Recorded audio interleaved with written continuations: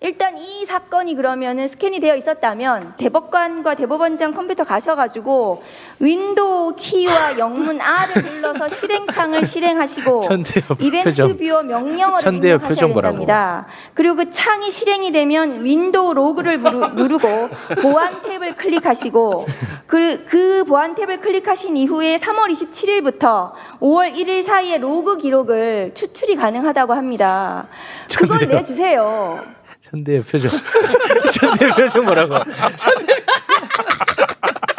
저게 천대엽 처장의 표정이 제가 행정병이지 않았습니까?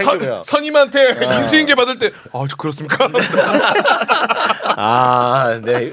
저때 어땠나요, 분위기가? 그러니까 전자문서를 처음에 봤다 그랬어요. 5월 2일 날. 그래가지고 로그 기록을 내놓으라고 했는데 안 내놓는 거예요. 그래서 그런데 이제는 이제 전자문서를 보는 게 지금 형사법상 종이 기록이 원칙이어서 전자문서를 봤다고 하면 뭔가 위법이 될 것 같은지 점점 전자문서 봤다는 말이 좀 없어지고 그래가지고 그럼 이 로그 기록을 추출하는 걸 몰라서 로그 기록을 못 내놓는 건가 해서 가서 이제 직접 말씀을 드렸죠. 근데 종이 기록을 또 봤는지 부분을 물어도 대답도 안 하고 그 종이 어디 갔냐고 물어봐도 어디 갔는지 아는 사람이 아무도 없었습니다. 대법원에. 맞습니다. 예, 국정감사장에서. 네, 이 사건 기록을 반드시 종이 문서로 봐야 된다는 것을 이번에 국정감사를 통해서 저도 이제 배웠는데 그것과 관련해서는 천대엽도 그렇게 이야기를 했어요. 맞아요. 종이 문서만이 법적 효력이 있다. 직접? 직접 얘기했어. 전자 문서는 효력도 없는 거다. 박은종 그만 좀 해라. 이렇게 얘기를 했습니다. 함께 보시죠. 이 사건의 효력이 있는 이제 원본 형사 사건에서 기록은 이제 종이 기록입니다. 스캔 기록은 말씀드린 것처럼 이제 10월부터 이렇게 전자와 법이 도입되기 전까지는 편의상 그걸 갖다 보조 수단으로 장착한 것이기 때문에 이제 그 스캔 자체가 불법도 아니고 또 거기에 어떤 그렇다고 해서 법적인 효력이 부여되는 것도 아닌 그야말로 이제 편의적 보조적인 부수적인 장치라는 말씀만 약간 드리겠습니다. 예, 그래서 이제 전자문서 얘기하지 말라. 이젠 그래서 복사하는 방법을 또 알려주셔야 될 것 같습니다. 복사기 앞으로 가셔서. 근데 이 종이 복사를 한 사람이 지금 단 한 명도 나오지 않고 있습니다. 단 한 명도. 복사한 걸 본 사람도 지금 단 한 명도 나오지 않고 있는 상황. 이 대단히 문제가 실제로 심각하죠. 본인들이 전자로 해서 했다고 한 것은 이게 오랫동안 기록을 봤다고 얘기하고 싶었던 건데 그게 불법이라고 본인이 인정한 걸 얘기하면 결국 이틀 만에 했다는 게 증명이 돼버리는 거잖아요. 이게. 안 봤다는 게 일단 자백이라고 그렇죠. 자료 안 보고. 예. 법원이잖아요. 네. 법관분들은 증거재판주의, 증거에 굉장히 예민하신 분들이에요. 만약에 정말로 스캔을 한 로그 기록을 가지고 만약에 기록을 봤다, 파일을 봤다 또는 복사한 문서를 봤다 아마 국감장에 그 문서 다 들고 왔을 겁니다. 이거 보세요 이러면서 우리가 증거를 가지고 있어요 이러면서 카트에다가 종이를 끌고 왔을 거예요. 맞아.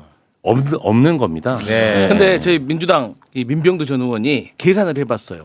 너희들이 만약에 복사를 했다고 하면 일반 복사기로 출력을 하면 7만 페이지 14명 거 하면 68일 걸린답니다. 고속 복사기로 하면 34일, 초고속으로 해도 20일이 걸리는 거예요.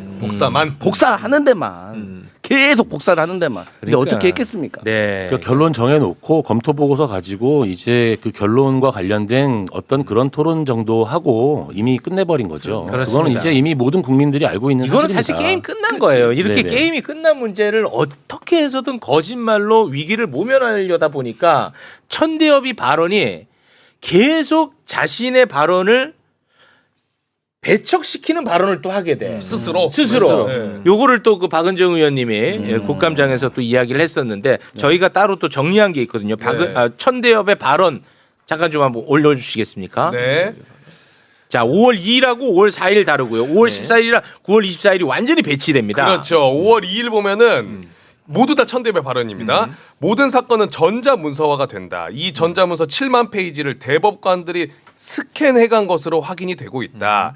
대법관이 기록을 안 보고 판결하는 경우는 없다. 그런데 이틀 뒤인 5월 4일 날 기록을 모두 읽어야만 판결할 수 있는 건 아니다. 그리고 5월 14일 날 개별 법관들이 헌법과 법률과 양심에 따라서 독자적으로 판단했으리라고 믿는다. 근데 9월 24일에는 절차를 주재하는 대법원장이 일일이 대법관들의 의견을 확인한 다음에 후속 절차로 나아갔다. 이게 본인도 이게 감당이 안 되는 거예요. 그러니까요. 네, 감당이 아예 안 됩니다. 맞아요. 네. 본인이 사실은 했던 말을 본인이 계속 뒤집고 있는 거예요. 그렇습니다. 그러니까 신뢰가 떨어질 수밖에 없는 네. 거죠. 이제 그러다 보니까 또 시간을 자기들은 또 벌 수밖에 없으니까 3월 28일에 기록을 보기 시작했다고 한 거예요. 네. 그런데 추미애 의원실이 대법원으로부터 받은 공식 문건에는 사건의 기록을 4월 22일에 나눠준 것으로 또 나오지 않았습니까? 네. 그 문건 요 중에 저희가 메모 적힌 게 뭔지 잘 모르겠다. 네. 이걸 조금 궁금해했었는데 네. 이 건에 대해서 대한민국에서 가장 해석을 잘하는 사람이 우리나라에 살고 있다고 네. 곽수산 씨가 제게 제보를 해줬어요. 했군요. 네. 그게 바로 김정한 변호사입니다. 네. 요거를 해석을 해주겠답니다. 저 이제- 문건 올리고 해석 부탁드립니다. 저 이제 인수인계서라는 게 뭐냐면은요. 아까 말씀드렸던 형사 기록 같은 경우는 다 종이로 이제 그 기록을 보게 돼 있습니다. 네. 나머지 지금 민사 행정 나머지 사건들은 다 전자 파일로 하기 때문에 특별히 인수인계가 필요가 없어요. 그런데 이제 종이 기록 같은 경우는 종이 기록 자체가 증거기 때문에 이게 없어지면 큰일 나거든요. 네. 그러니까 이게 왔다 갔다 할 때 당연히 인수인계서를 써야 돼요. 그러니까 인수인계서는 언제 누가 이걸 인수인계했다만 기록하면 되잖아요. 저 인수인계서는 글씨가 들어갈 이유가 없는 겁니다. 문장이 들어갈 이유가 없는 거예요. 저기 지금 문장이 들어가 있는 것 자체가 사실은 말이 안 되는 것이고 이례적인 거죠. 뭔가 지금 절차에 문제가 생겼다라는 증빙이 돼버리는 거예요. 저 인수인계서에 지금 4월 22일이라고 나와 있고 위에 2차라고 써 있는데 2차는 저건 분명히 이제 대법원 1부, 2부, 3부에 2부에 이제 대법관을 가나다라 마바사 자차로 붙이거든요, 이름을. 2부에 차 대법관에게 가는 기록 인수인계서인데 인수인계를 하려고 봤더니 저 앞에 이제 숫자들은 이제 저 책 권수 이런 거거든요. 이제 기록이 너무 많으니까 권수가 1권, 2권, 3권 나뉜단 말이에요. 봤더니 책이 없는 거예요. 이 기록이 만약에 실제로 그러니까 사실이라면 사실이라고 가정한다면 이 기록을 먼저 본다고 누가 가져갔었네요. 이걸 적어놓은 건데 사실인지 아닌지는 알 수가 없죠. 예, 미리 본다고 가져간 걸로 하자라고 적었는지 일단 저기에 문장이 적혀 있는 자체가 이미 뭔가 절차에 고장이 났다는 뜻입니다.